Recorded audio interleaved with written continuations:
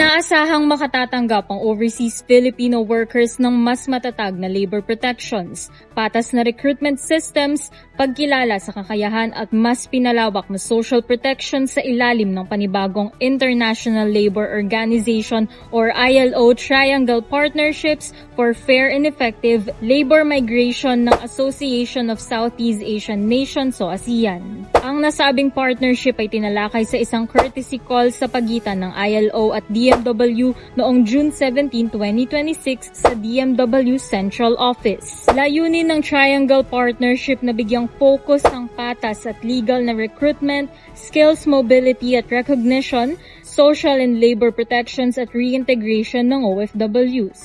Ang Regional Labor Migration Program na ito ay tatagal ng 5 taon mula 2026 hanggang 2031.